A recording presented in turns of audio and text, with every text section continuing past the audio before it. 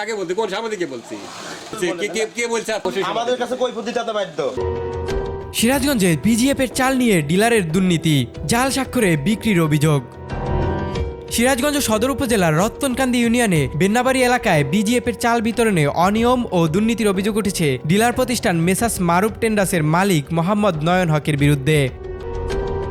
অভিযোগ রয়েছে সরকারি দরিদ্রবান্ধব কর্মসূচির চাল সুবিধাভোগীদের কাছ থেকে কম দামে কিনে তা নিজস্ব গুদামে মজুত করে পরে বেশি দামে বিক্রি করছেন তিনি। বুনে চাউল বলে একজনের কাছে দাম কম করছে, আর একজনের কাছে দাম 100 টাকা বেশি করছে। এ বলে কাছে তোমার কাঠ খাওয়া দেবো দেখছি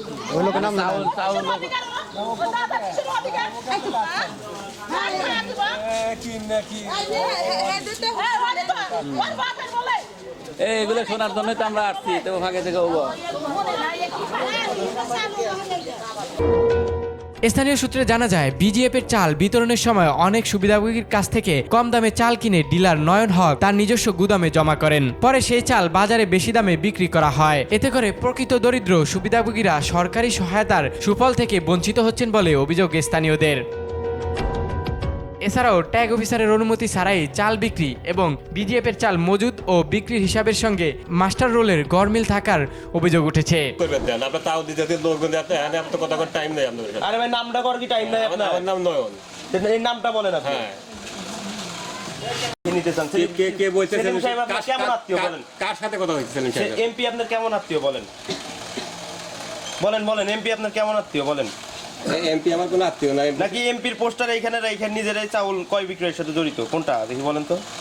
আমরা চাউল দিতেছি, আমরা চাউল কিনতেছি, চাউল দিতেছি। এমপি আপনার কেমন আত্মীয় এটা আগে আমাকে বলুন। এমপি আমার তো কোনো আত্মীয় না। তাহলে কে বলছে কে বলছে আত্মীয়? আপনি কালকে বলছেন এমপির আত্মীয়তা নিয়ে সাংবাদিক দেখে। কাকে বলছি বলেন, কাকে বলছি কোন সাংবাদিককে বলছি? 70-80 বস্তা আনুমানিক বলছি মিসিং নাই। এটার ব্যাপারে অবশ্যই এইটার বিষয়ে আমরা ফাইনাল মানে এটার বিষয়ে আসলে কি পদক্ষেপ নিলেন এটা আমরা তাহলে কবে জানতে পারবো? এটা আপনারা 2-1 দিনের মধ্যেই জানতে পারবেন। এটা তো তাৎক্ষণিক একটা বিষয়। আমরা এই যে এখান থেকে আজকে উনি ইন্সপেক্টর সাহেব চাল দেওয়ার পর উনি কাউন্ট করে দেবেন, এই তথ্যগুলো নিয়ে যাবেন, কারণ যেগুলো একটা তো কমপ্লিট প্রসিডিওর আছে। ওনাকে তো শোকজ করতে পারি, শোকজ করে আমরা ব্যবস্থা। বিষয়টি নিয়ে সংশ্লিষ্ট ট্যাগ অফিসারের সঙ্গে কথা বললে তিনি জানান মেসাস মারুফ টেন্ডাসের মালিক মোহাম্মদ নয়ন হক তার স্বাক্ষর জালিয়াতি করে অবৈধভাবে চাল বিক্রি করছেন বলে প্রাথমিকভাবে ধারণা পাওয়া গেছে।